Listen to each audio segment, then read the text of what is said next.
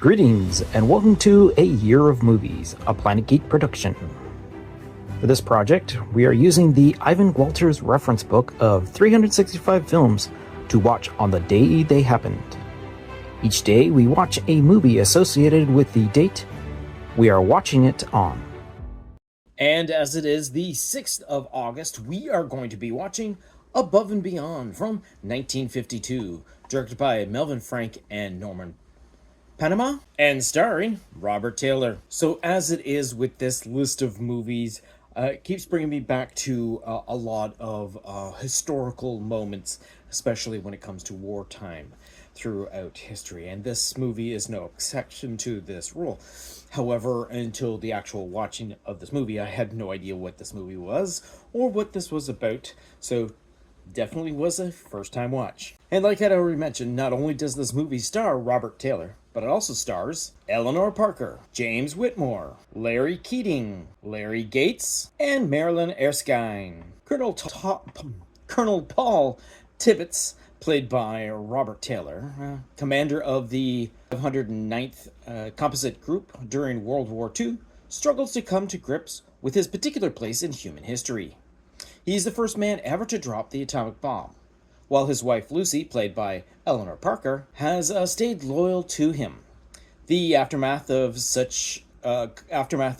causing such destruction leaves Paul questioning his humanity and the mission that may have forever diminished it. So as this movie is set in history as basically the bombing of Hiroshima, we basically don't have that as the forefront of our story. It's actually pretty much the relationship between a husband and wife that becomes really strained over the amount of time that Paul spends working on his military systems, and how Lucy herself is the stay-at-home mother. Now, while it was the thing to do at the time, there was a situation where the men were in isolation and families were brought in. It was suggested that his wife not be brought in because she would be too much a distraction for him.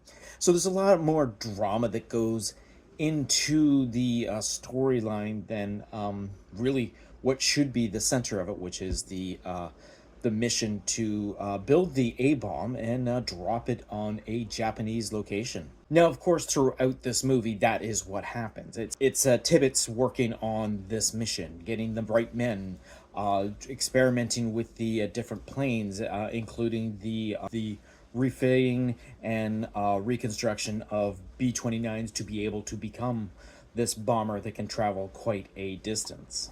One other thing that is of note is a good portion of this movie is voiceovered by actually Lucy Tibbets herself as a reflection of what happens. Basically, the movie starts at the end of our story and it's told mostly in flashbacks, or actually jumps back in time and then comes up to the present day technically.